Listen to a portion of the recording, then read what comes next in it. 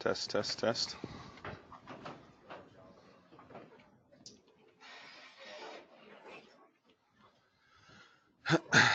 All right, good morning. For you guys at home or online out there, can you guys let me know if you can hear me and if you can see and how everything's going?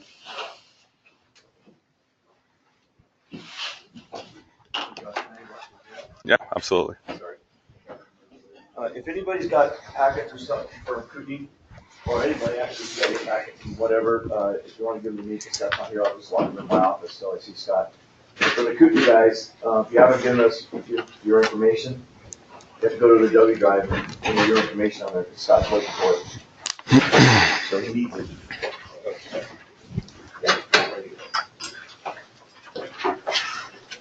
Thanks, Josh. Yeah, absolutely. Taylor, are you out there? Can you hear me?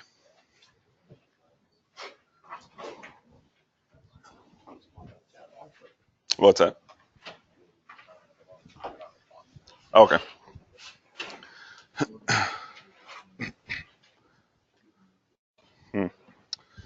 All right. Is it okay to get going, Pete? All right. Sounds good. All right. Hey, good morning, guys. My name is Josh Miller. I'm a paramedic firefighter with KCFR since 2015. Oh, got another one coming in. I know, let's see, I've done a year with AMR before that, and then a couple years down in New Mexico. I've volunteered starting out with Northern Lakes, so I know a lot of you guys. I know there's some new faces with Coeur d'Alene I'm still getting to know, but I'm Red Shift, Station 3 on Medic 13, 99% of the time, so that's where you can find me. Let's see here. Sounds like you guys have had a lot thrown at you. You guys are already 90% through this airway PowerPoint, so there's not too much more to go over today. We're going to go over supraglottic airways and then just probably work on some skills and then get you guys out of here. So with that said, let's start the morning off with just a few questions, get you guys starting to think about tests and national registry, see what you guys know. I know I have been part of proctoring the national registry tests, and I do see it more difficult for the experienced people because you guys come in, you guys know what to do, but you're not thinking national registry way. So definitely go over those skill sheets, get back to those BSI scene safe, just hitting those check marks. But let's see, you guys went over ventilation and oxygenation last PowerPoint. Can someone tell me the difference? And you guys out there in the web world, you guys can type in as well. So what's ventilation? Yeah, in and out of the lung. So what's oxygenation? Yeah, exchange of air. And what two things of air are they exchanging? Oxygen and what? CO2, right? I'd almost guarantee you some shape, way, or form that will be hit on your national registry test. That's something I remembered. So just being very clear on the differences. Knowing your percentages of your airway devices. So something like nasal cannula. If you're given 4 liters nasal cannula, how much oxygen are you giving a patient? Okay, so remembering the difference from at 2 liters, how much oxygen percentage is that for a nasal cannula? So it's 2 to 4% per. I like to just remember one number, so 4% per liter. Does that make sense? So if you're given 2 liters, how much oxygen percent is that? 8, right? Now, are you giving 8% total to that patient? No. What are you giving? 29. Why is it 29? Ambient air. What's ambient air? 21%, right? So you take your 4%, or at 2 liters is 8, add it to your ambient air, which gives you, what is it? 29. So that means that's FiO2. Does that make sense? So we've all heard FiO2. You just take your ambient air, which is 21, and add it to whatever device that you're given. Make sense? Let's try it one more time. 6 liters, nasal cannula. What oxygen percentage are you delivering? 45, right? We all understand how to get there. I just want to make sure because, again, another way National Registry is going to throw those questions at you.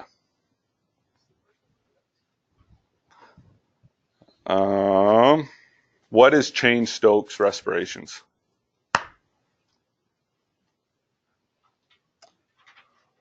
No, any guesses? It was on the PowerPoint Scott went over. Any comments out there?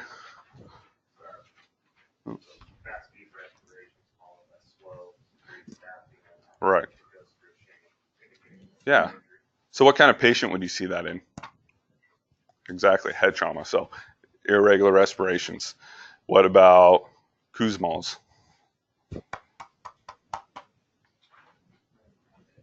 Exactly. Yeah, and what kind of diabetic patient do you think? High, right? So what else might you sense, or another body sense with someone who has Kussmaul? Exactly, right?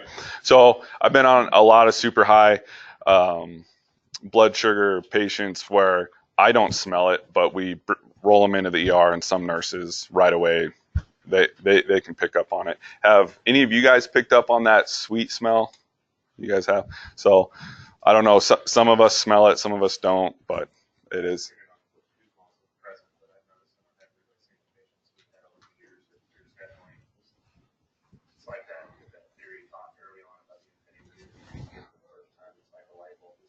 Yeah. And maybe I'm missing it. Maybe I'm mistaking my hunger for their sweet breath smell. I don't know. But all right, end tidal. What's a normal end tidal? 35 to 45. Okay. What's a normal pH? Yeah, 7.35, 7.45. That's kind of my go-to when I remember end tidal. I compare the two. It's the same. So what are you if you're acidotic?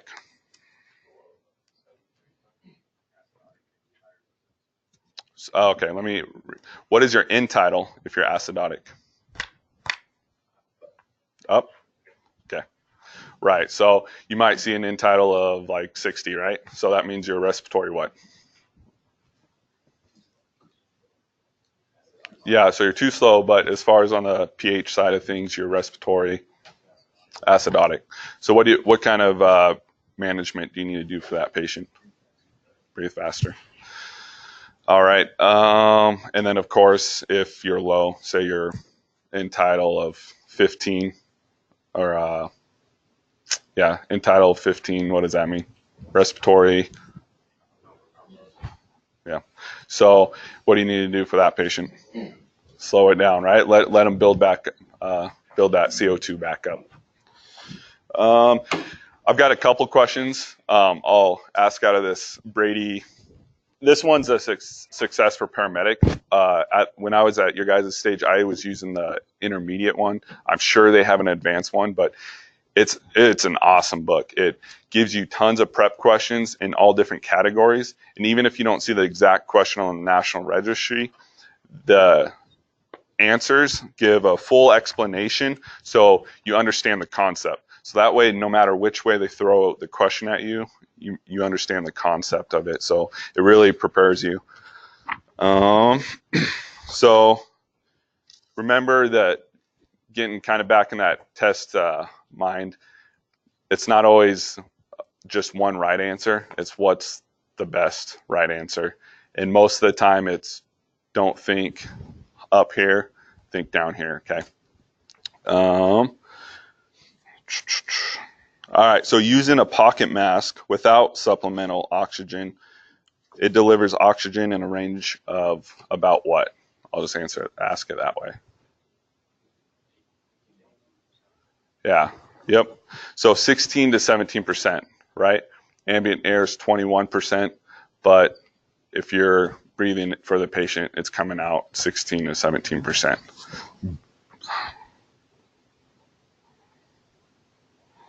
What does a bag valve mask deliver oxygen with a reservoir? What can that deliver up to from 10 to 15 liters?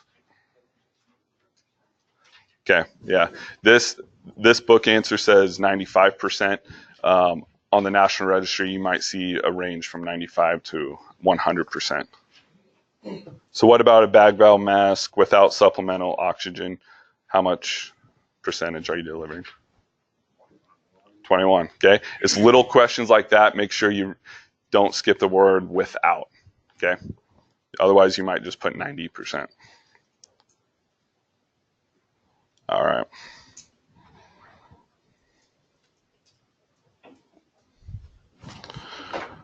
So,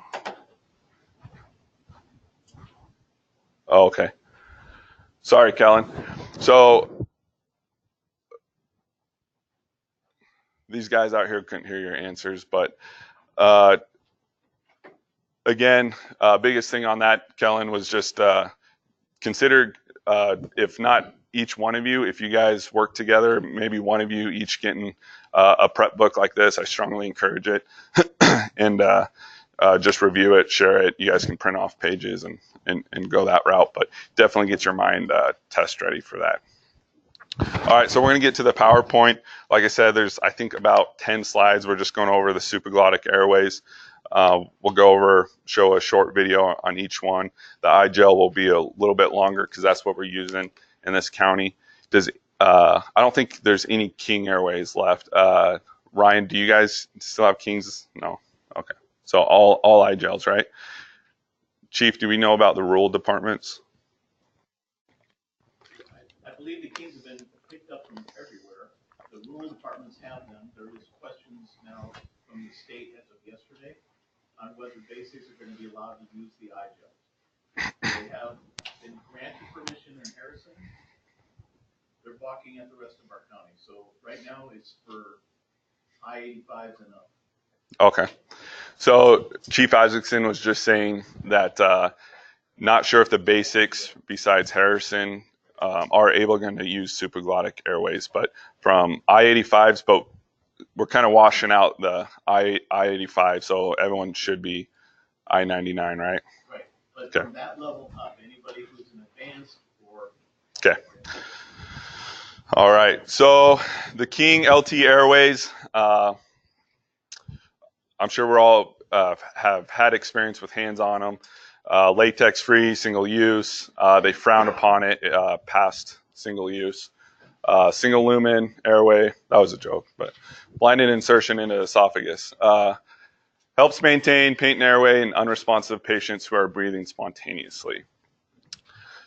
So this came out of the military. It works great.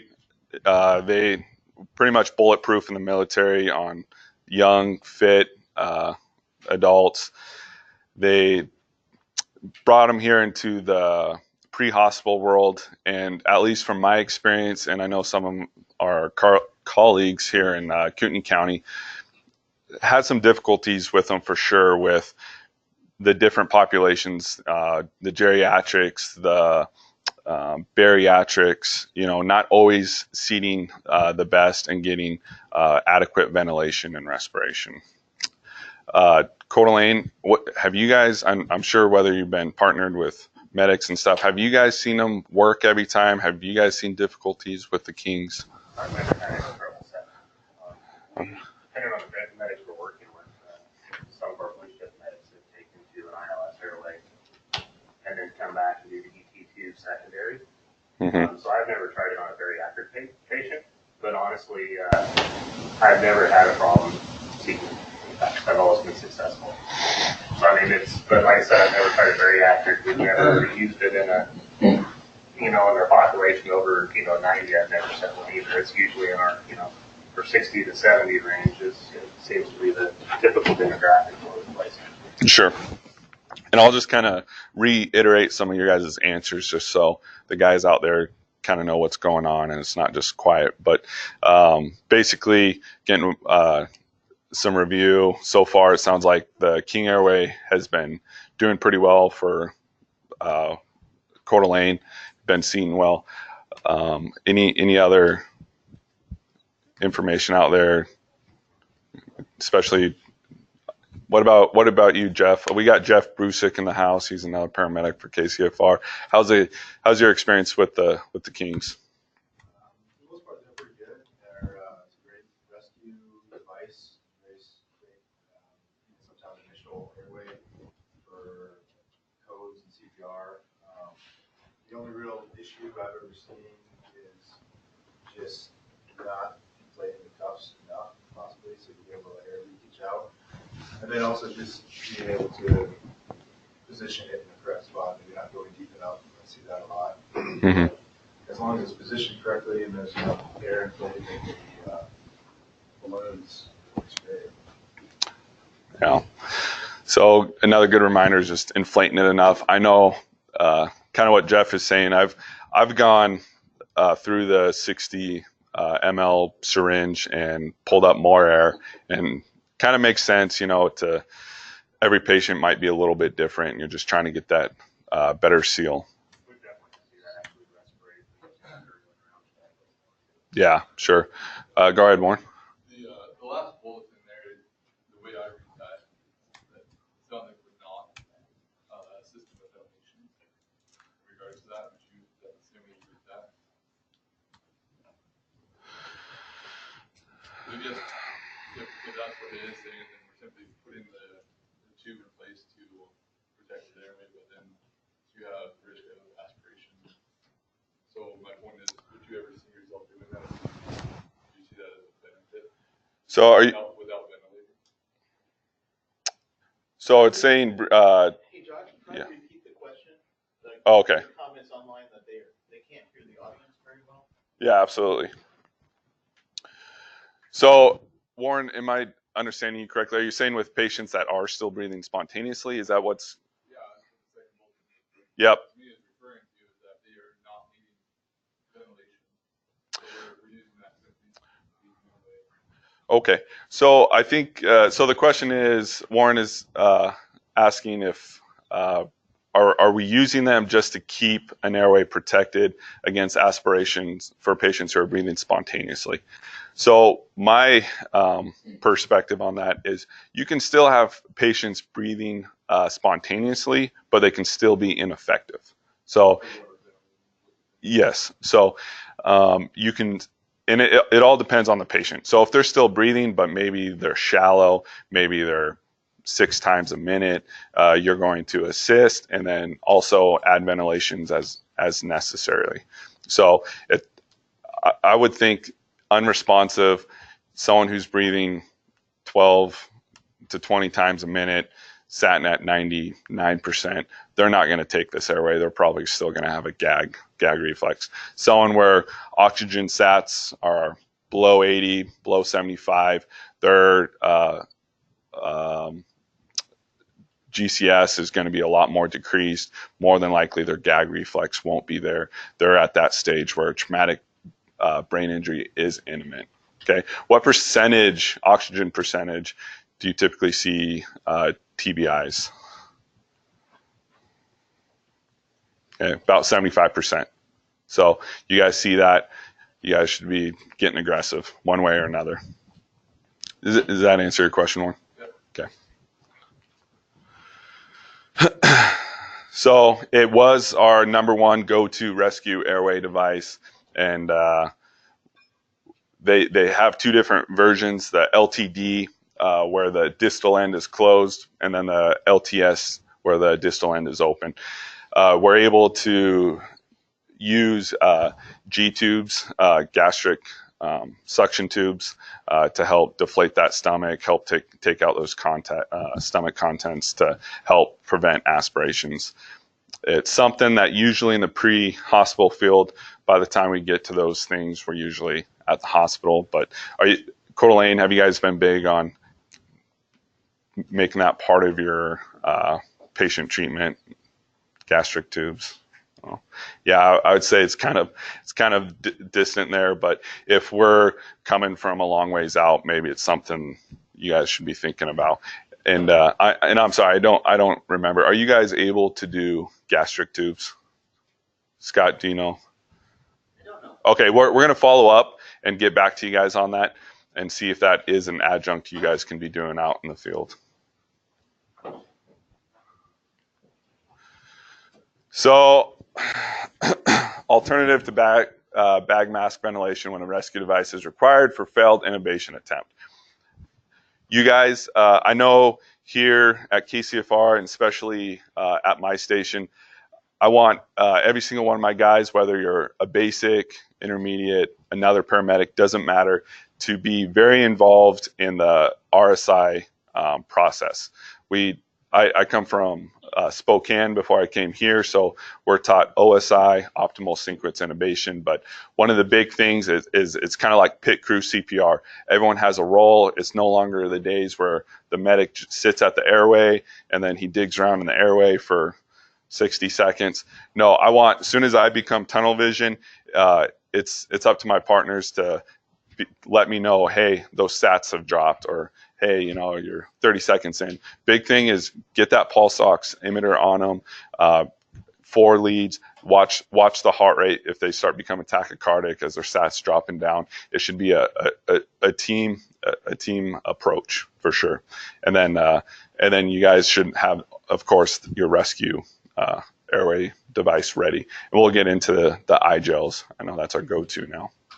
Contraindications: does not protect the airway from the effects of vomiting and aspiration.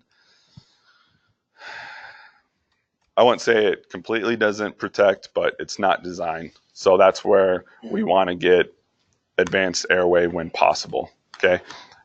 Depending on the area, if there's a medic available, or depending on the difficult airway, advanced airways are not always an option for us. Obviously should not be used in patients with an intact gag reflex, okay? If they're trying to buck the tube, we don't want to just hold them down, strap them down, and force them to take that tube.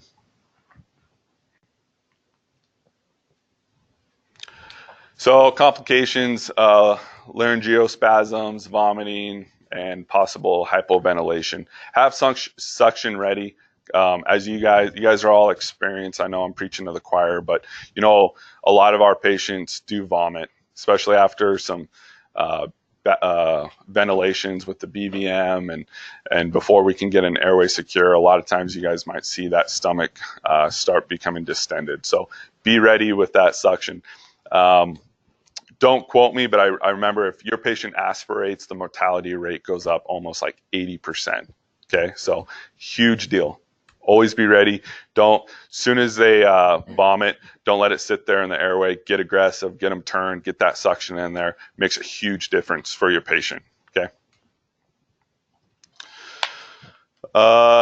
Trauma may result from improper insertion. I know you guys went over some pathophys earlier on in the slides. Did you guys talk about a certain disease, I wouldn't say airway, but disease that could affect your supraglottic airways?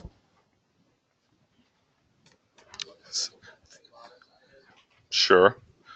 Something maybe with your esophagus. Yeah, esophageal varices. If you guys are going through their paperwork or there's a family on scene and they mention that, consider other options. See where they're at. If you're there because they have a bunch of blood in their airway, maybe you're thinking esophageal varices. Since we're talking about it, can anyone tell me what esophageal varices is?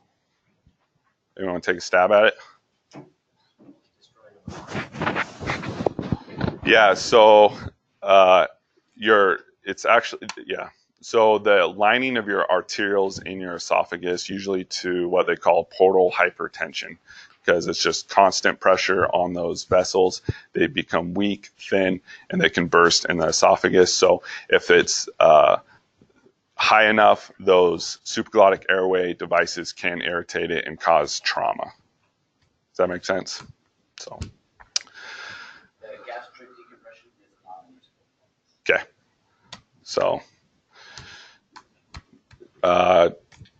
Scott was just saying for you guys out there, the gastric suction devices is not in your guys' scope of practice.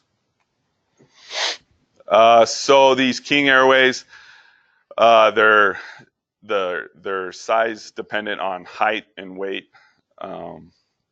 Again, we're no longer in the county, but just know that for in case they ask you on the national registry. Ventilation may be difficult if the pharyngeal balloon pushes the epiglottitis over the glottic opening. So you guys remember that move you're supposed to do after you insert the King tube. You guys, do we just push it in and leave it? You guys, oh, I'm sorry. I know you guys may or may not have been trained on it, but remember when you guys insert those King tubes, you're supposed to just pull back and it should get into that seated position, and then that should help lift that epiglottitis or epiglottis, excuse me. All right, so let's watch a quick video on the King Airways.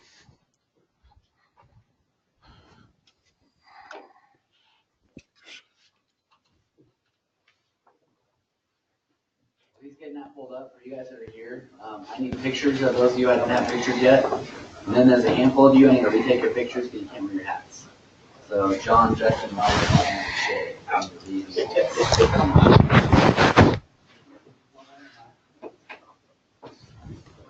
If anybody has paperwork to turn in, I'll take it.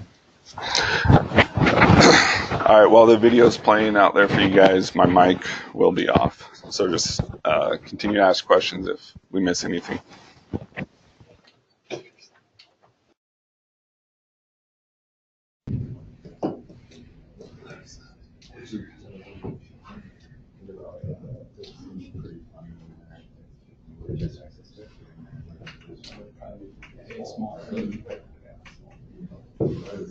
For you. We could probably buy like one and not tell them.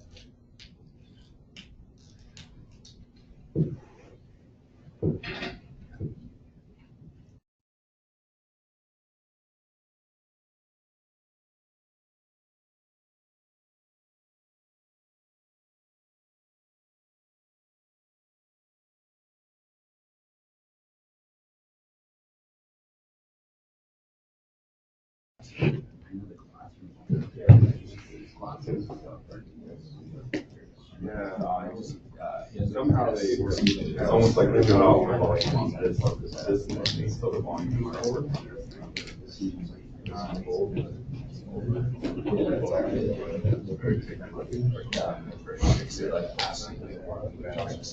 Like the natural always comes back. So most of the time it's asking, not so much. That's what I think. So you don't know the difference.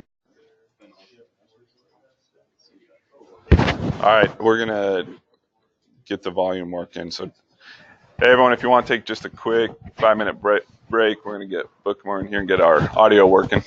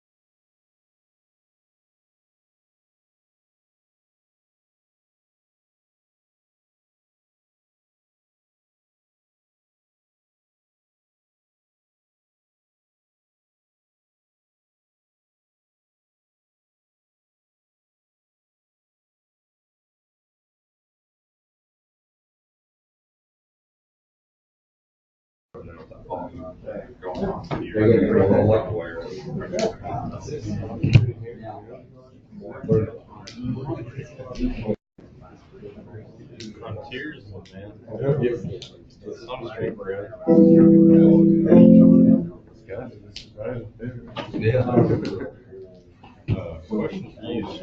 Yes. Yeah. I got my stuff here. My stuff that's that's finalized.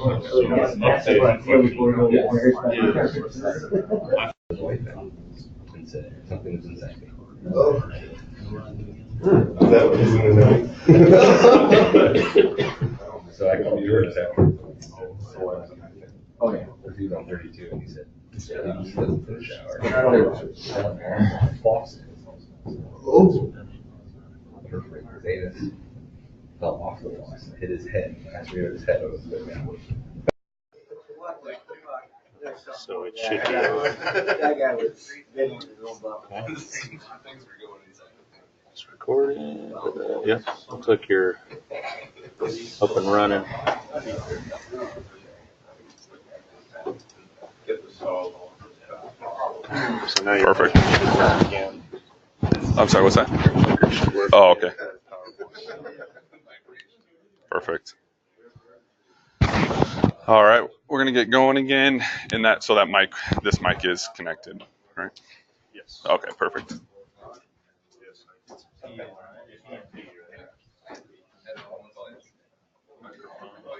Perfect. Can you guys at home hear me again? Okay. Awesome.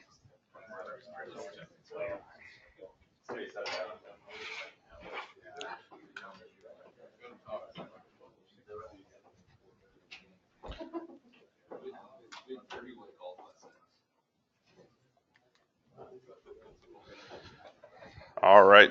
Do we have everybody? Hey, John, is there anyone else out there? Okay.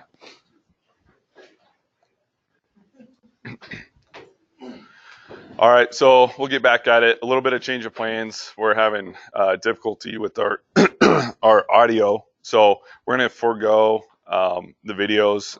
We had a video for each supraglottic airway. So the King, the LMA, and the iGel videos, we'll find a way to email them out to you guys if you guys want to watch hyperlinks, just to be a little more familiar with them.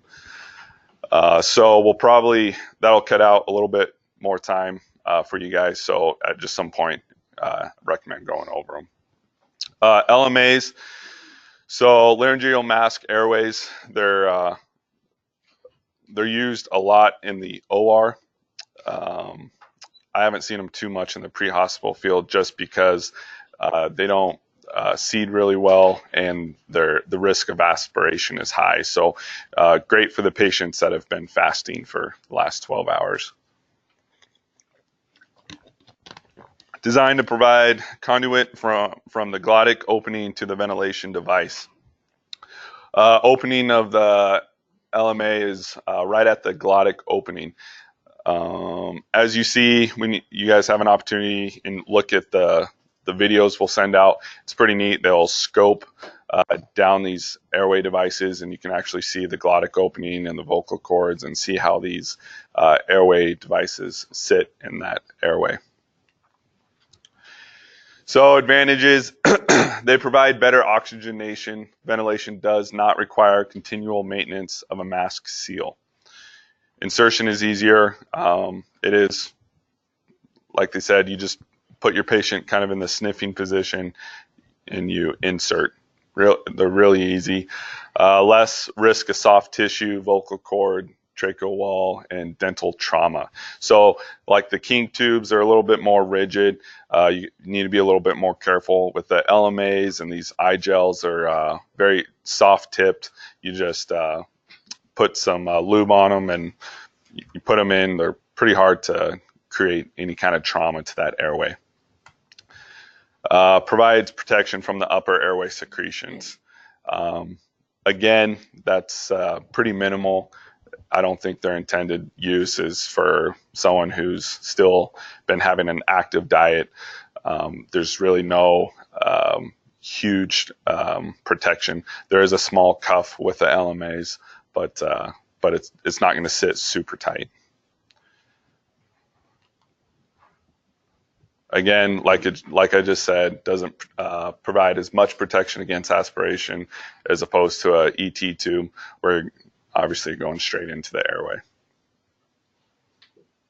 Indications, again, it is can be considered rescue airway device.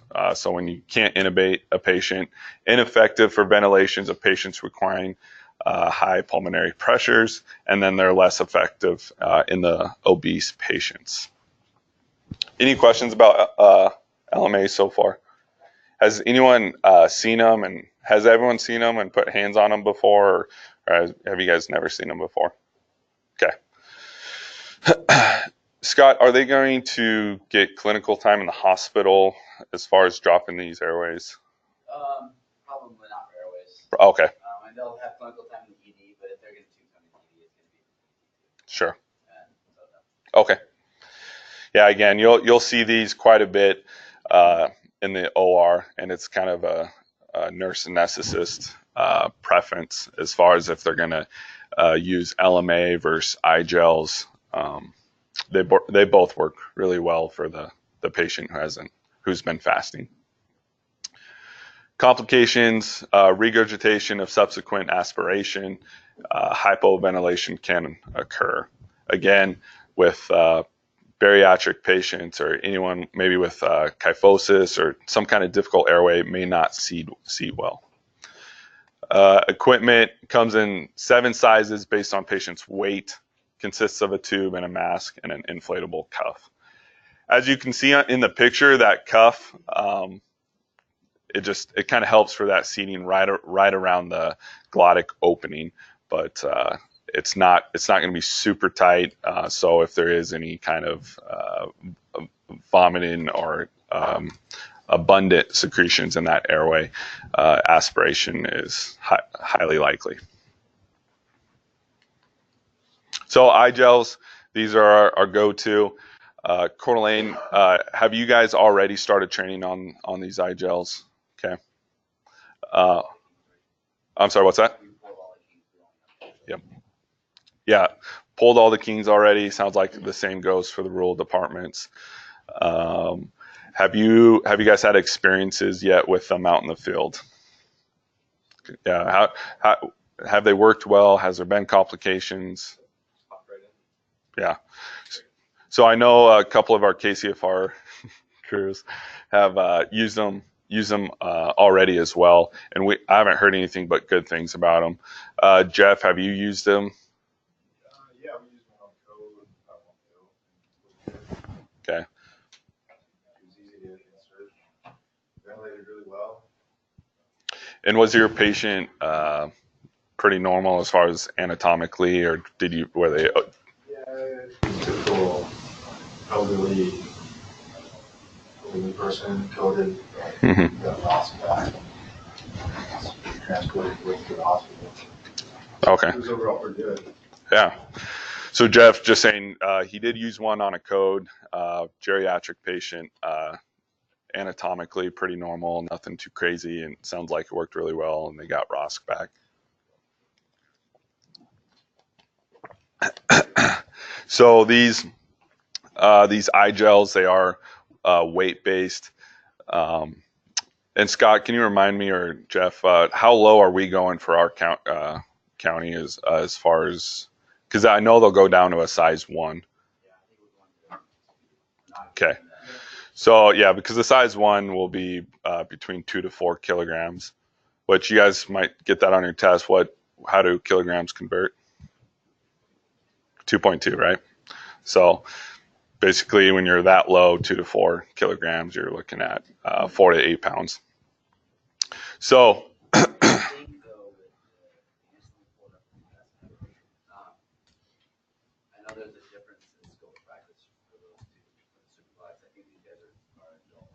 okay. So for you guys, it's adult only. We're going to get confirmation on that, but that sounds right to me. I think I remember seeing that as well. Okay. Sure.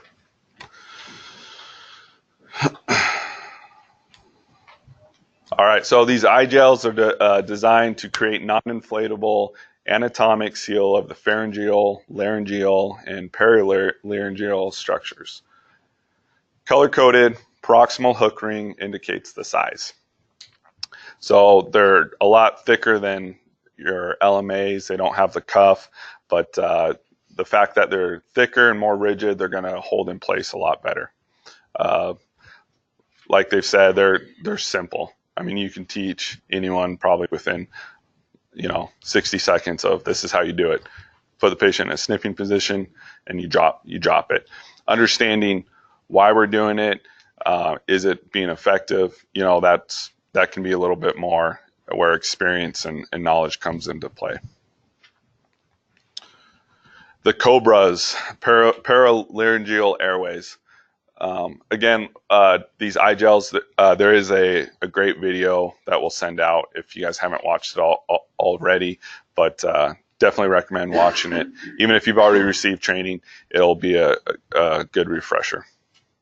So these Cobras, I've seen them before. I think down in New Mexico, out of the Albuquerque area, they were using them when I was down there, but I've actually never used one. I don't know. I know Jeff has worked in rural departments and all over the place. Have you seen them or used them before, Jeff? No, Scott? No. I don't think I've even seen it in the OR when I've done clinicals or done time in there. So it's not, in my opinion, it's not super common around here. But it basically looks like an LMA and King tube smashed together. So distal part of the airway is Cobra shaped, the supraglottic device with the tube for ventilation, and circumferential cuff proximal to the distal end.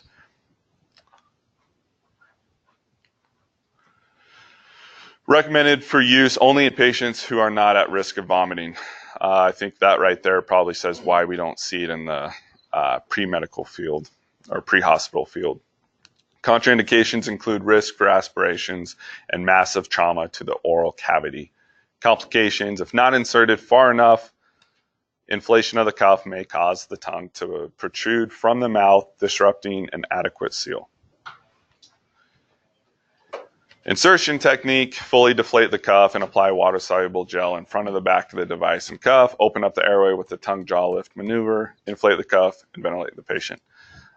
I don't know why we have the most slides on this Cobra, probably least likely to see, but good to know in case some shape, way, or form, if you see it on the test, you've heard it before, it does have a proximal cuff there. Combitubes. So it wasn't that long ago when Combitubes were the rescue airway device in this county. I'd say we went to King's how long ago, Scott? Probably like 5, 6, 7. Yeah. And then before that, the Combitube, as far as I can remember, ruled for a long time. Do you know, Scott, was there what I don't even know what came before the Combitube, but yeah. Okay. Yeah. So that the EOA before the Combitube. So that's well past my time. So do we even know what that stands for, Chief? Esophageal operator. Yeah. All right, moving on. Combitube. So you guys, I don't think there's really any shape, way, or form that we'll see these out here in our county, but still very well used nationally. If not the King, it's probably still the Combi. I think most agencies nationally have gone to the King. I don't think this iGel thing has caught on nationally yet. I think we're pretty specific in the county. Chief, does that sound about right, or have you guys gotten the feeling out there that it's iGel all the way? That's pretty. I was pretty surprised. I haven't seen the iGel out of the OR until this point in our county. Starting to catch up. Okay. Yeah. So medical field, it's definitely always changing, but I would presume that the national registry test will hit pretty hard on these Combitubes, if not King Airway. So make sure you're familiar with them. They can be inserted blindly into the airway. They're proven to secure the airway and allow for better ventilation than a bag mask. So Josh, on that adult versus pediatric, on the state scope of practice, I don't see where it separates adult versus peds, but in Cooney County scope of practice, it's adult for advanced level. Okay, so for advanced level, for Kootenai County, it is adult only, no pediatrics. And they're, depending on what literature, we're constituting pediatrics as. Sure. So we'll get that definitive answer. That way you guys aren't out there in the field being on that gray line, so you guys can feel a little bit more confident about that. I know some pediatrics we consider below 18, some below 12, the age of 12. Again, these are weight-based as well, and we could have some, whether they're female or male adults, that meeting the same weights that you might see in a pediatric, really. So we'll get an answer for you on specific age for Kootenai County. So back to the Combitubes. Tubes can be used for ventilation, whether inserted into the esophagus or the trachea. If you look at the picture, you will see two different lumens where you start with one, and if you're not seeing the chest rise and fall and misting, you can go to the second lumen and see if you had inserted the tube straight into the trachea. So accommodates any ventilation device.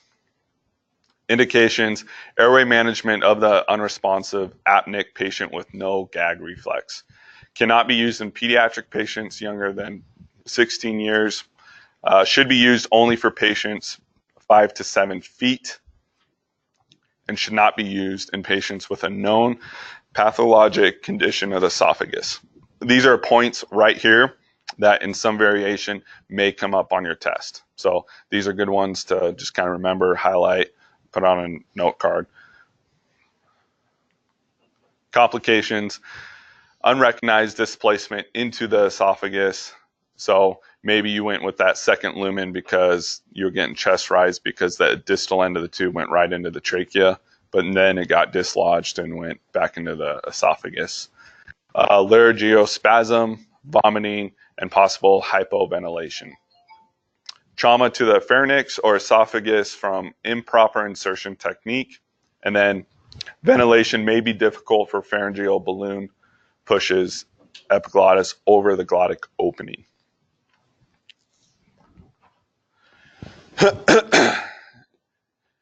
Insertion techniques: check both cuffs and ensure they hold air.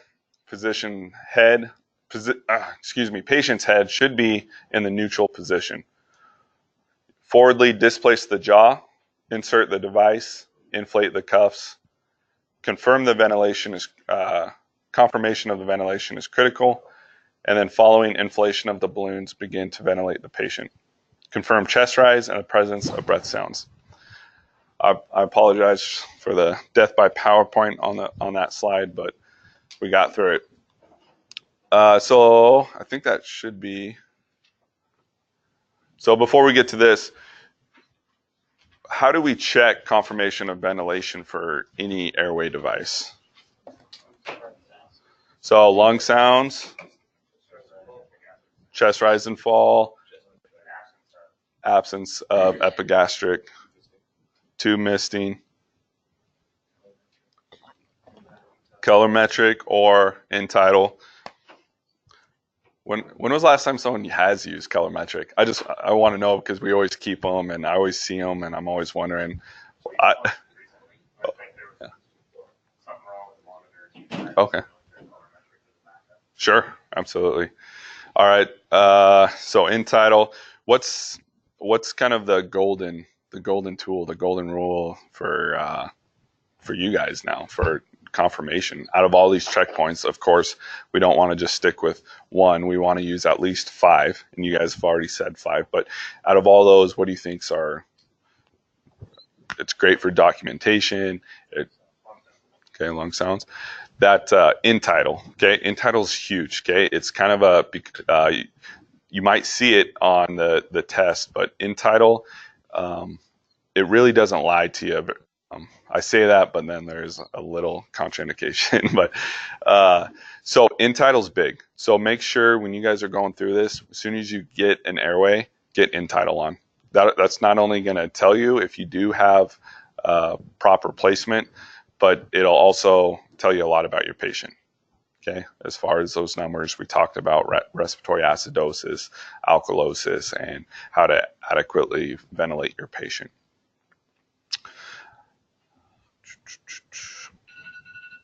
Any other tube checks that you guys can think of? Yeah, so obviously for advanced airways, there's visualizations, a checkpoint. For you guys, it won't, you know, that won't, you guys won't obviously see that as far as passing through the cords. And then just looking for patient improvement, you know, skin signs are great. You know, don't put too much weight on your pulse ox, but if you think you're getting accurate readings and you guys are seeing, what's the word? A good pleth. Okay. I know we've all gone on patients where they said, oh, their sats are 85%, and you go in and someone's talking to you with no work of breathing. You know, you got to treat your patient and not your device, right? Because those things will give you bad readings all the time. Look at your pleth. If you're getting a V-fib looking pleth, it's not accurate. If you're getting someone with cold hands or hypotensive where they're not getting the circulation to the fingers, you're going to have a poor pleth. Any questions about understanding if you have an adequate airway? Okay. Foreign body airway obstruction. Foreign body that completely blocks the airway in a patient is a true emergency. Recognition. With a mild airway obstruction, patient can cough. Attempts to remove the object manually could force that object further down into the airway and cause a severe obstruction. Signs of severe obstruction is sudden inability to speak or cough immediately after eating. If patient is found unresponsive and does not appear to be breathing, begin CPR with high quality chest compressions. So in your guys' scope now, can they use McGill's or no McGill's? Okay. So you guys will have to make that decision depending on if ALS is there, how far out is ALS, if you guys open up the airway and you guys can check and you guys can see obstruction. You have to make that decision as far as do we ventilate? Do we try to force it down and try to get them ventilating? And then, of course, if they're unconscious, unresponsive, consider CPR. Those chest ventilations could spit that obstruction right out. Has anyone had a good experience or good call in that situation?